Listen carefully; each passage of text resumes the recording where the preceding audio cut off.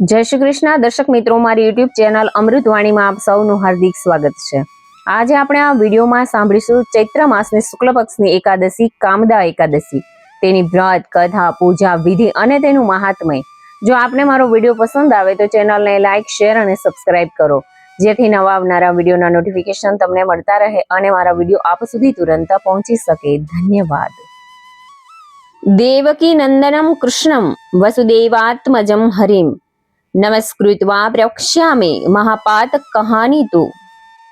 સુતજી બોલ્યા કે હે બ્રાહ્મણ, દેવકી વસુદેવના પુત્ર હરિ શ્રી કૃષ્ણને નમસ્કાર કરી કહું છું કે મહાત્મા કૃષ્ણે યુધિષ્ઠિર માટે પાપોના નાશ કરનારા જે 18 પુરાણોથી વિભાગ કરી 24 સંખ્યાવાળા નાના પ્રકારના આખ્યાનવાળા નાના પ્રકારના પાપને ટાળનારા એકાદશીના મહાત્મય કહ્યા છે, તેઓને હું કહું છું તે સાવધાન થઈને સાંભળો।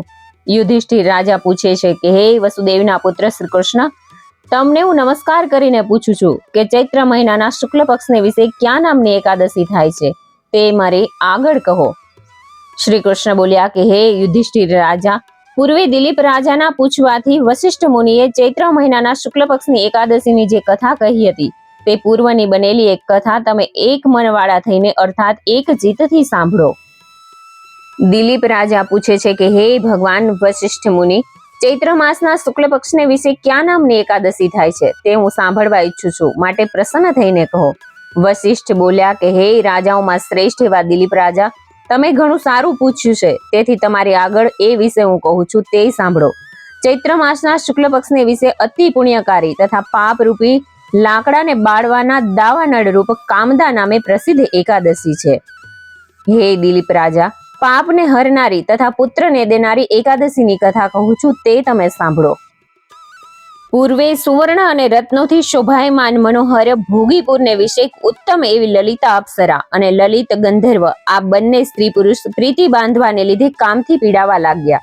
તેથી હંમેશા ધન ધાન્યવાળા પોતાના રમણીય ઘરમાં તેઓ રમતા હતા, તો પણ લલિતાના હૃદયમાં હંમેશા પોતાનો પતિ વસતો હતો, અર્થાત હંમેશા તે પોતાના પતિનું જ ધ્યાન ધરતી હતી અને તે લલિતાના હૃદયમાં હંમેશા પોતાની સ્ત્રી વસતી હતી, અર્થાત હંમેશા તે પોતાની સ્ત્રીનું જ ધ્યાન ધરતો હતો। એક દિવસ પુંડરીક વગેરે સર્પો સભાની અંદર ક્રીડા કરતા બેઠા હતા। એવામાં લલિત ગંધર્વ પોતાની પ્રિયા વગર ગીત ગાતો હતો। એવામાં લલિતા સાંભળી આવવાથી ગીત ગાવામાં તેની જીભ અટકી ગઈ। એ રીતે લલિત ગંધર્વ ગાવાની અંદર અટકવા લાગ્યો। ત્યારે તેના મનનો ભાવ જાણીને નાગોમાં શ્રેષ્ઠ એવા કરકોટક નામના ઉત્તમ નાગે તે લલિતના ગાવાની અંદર તેને અટકાતો જાણીને તે લલિતની ભૂલ પુંડરીક નાગને જણાવી।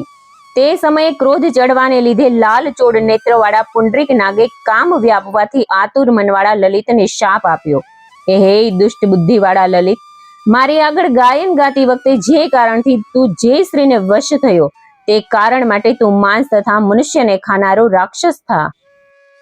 હે રાજાઓના ઇન્દ્ર દિલીપ, એવા તે પુંડરીક નાગના વચનથી તે લલિત ભયંકર મુખવાળો કદરૂપી આંખોવાળો તથા દેખવા માત્રામાં જ ભય પેદા કરનાર રાક્ષસ રૂપે થયો। હે રાજાઓના ઇન્દ્ર દિલીપ, તે વખતે 1 યોજન વિસ્તારવાળા હાથવાળો, ગુફાના સરખા મુખવાળો, સૂર્યચંદ્રના જેવા નેત્રવાળો, પર્વતના સરખી ડોકવાળો, મોટા ભોયરા સરખા નાકના છિદ્રોવાળો, અડધા યોજનના હોઠવાળો તથા 60 યોજન ઊંચા શરીરવાળો રાક્ષસ થયો। કર્મના ફળને ભોગવનારો તે લલિત ગંધર્વ એવી રીતનો રાક્ષસ થયો। ત્યારે પોતાના પતિને વિકારવાળી ભયંકર આકૃતિવાળો જોવાને લીધે મોટા દુઃખથી પીડા પામતી એ લલિતા ચિંતા કરવા લાગી કે મારો પતિ શાપે કરીને પીડાય છે, તેથી હું શું કરું અને ક્યાં જાઉં? એ રીતે મનની અંદર વિચાર કરવાને લીધે સુખ ન મળવાથી લલિતા પણ પતિની સાથે ઘાટા વનમાં ફરવા લાગી। દુઃખે કરીને જઈ શકાય એવા વનની અંદર નિર્દય, પાપમાં પ્રીતિવાળો, ખરાબ રૂપવાળો, પુરુષોને ખાનારો અને ઈચ્છા પ્રમાણે રૂપને ધારણ કરનારો તે રાક્ષસ ભમતો હતો।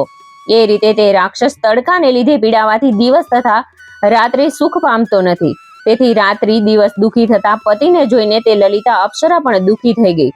એ રીતે ઘાટા વનને વિશે તેની સાથે ફરતી એ લલિતા રોવા માંડી અને કેટલેક દહાડે ઘણા ઐશ્વર્યવાળા વિંધ્ય પર્વતના શિખર ઉપર ગઈ।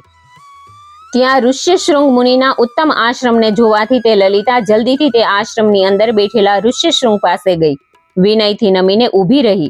એ રીતે તે લલિતા અપ્સરાને નમેલી જોઈને ઋષ્યશૃંગ બોલ્યા કે હે સુંદરી, તમે કોણ છો અને અહીંયા શા સારું આવ્યા છો? તે મારી આગળ સાચે સાચું કહો. લલિતા અપ્સરા બોલી કે હે ઋષ્યશૃંગ મુનિ, હું મહાત્મા એવા વીરધનવા ગંધર્વની લલિતા નામની પુત્રી છું અને અહીં પતિના કાજે આવેલી છું.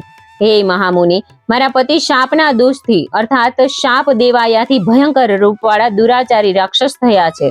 તેને જોવાથી મને સુખ મળતું નથી, અર્થાત તેને જોવાથી મને દુઃખ પ્રાપ્ત થાય છે. તેથી હે બ્રાહ્મણ, તમે હમણાં મને એવું પ્રાયશ્ચિત બતાવો જે પ્રાયશ્ચિત કરવાના પુણ્યને લીધે મારો પતિ રાક્ષસપણાથી છૂટે. ઋષ્યશૃંગ ઋષિ બોલ્યા કે હે કેળના સરખા સાથળવાળી, હાલમાં ચૈત્ર માસના શુક્લ પક્ષની વિશે કામદા એવી નામે પ્રસિદ્ધ એકાદશી આવે છે, જે કરવાથી નરોની કામના તરત પૂર્ણ થાય છે. હે કલ્યાણી, મેં કહ્યું એવું તે વ્રત વિધિપૂર્વક કરીને તે વ્રતનું પુણ્ય થાય તે તું તારા પતિને આપી દે. જેવું તું પુણ્ય આપીશ કે તરત શાપનો દોષ મટી જશે, અર્થાત તારો પતિ ગંધર્વ થશે. એવી રીતે ઋષ્યશૃંગ મુનિનું વચન સાંભળી તે લલિતા અપ્સરા અત્યંત આનંદ પામી. હે દિલીપ રાજા, એકાદશીનો ઉપવાસ કરીને તે એકાદશીને દિવસે બ્રાહ્મણની સમીપમાં વિષ્ણુની આગળ ઊભી રહી તથા પોતાના પતિને શાપમાંથી મુક્ત કરવા માટે નીચે પ્રમાણે વચન બોલી કે મેં કામદા એકાદશીના ઉપવાસ રૂપી જે વ્રત કર્યું છે તે વ્રતના પુણ્યના પ્રભાવથી મારા પતિ લલિતનું પિચાસ પણ ઉજાવો. આવા લલિતાના વચનથી ક્ષણની અંદર રાક્ષસ રૂપ થઈ ગયેલો જે લલિત ગંધર્વ તે પાપનો નાશ થવાને લીધે લલિતા સાથે સુંદર દેહને ધારણ કરનારો થયો. એ રીતે કામદા એકાદશીના પ્રભાવથી રાક્ષસપણું જઈને ગંધર્વપણાને પામ્યો અને સોનાના તથા રત્નોના આભૂષણ પહેરેલો તે લલિત ગંધર્વ લલિતા અપ્સરાની સાથે રમવા લાગ્યો. ત્યાર પછી વિમાનમાં બેઠેલા તે સ્ત્રી પુરુષ કામદા એકાદશીના પ્રભાવથી પહેલાથી પણ અધિક રૂપવાળા દેખાવા લાગ્યા.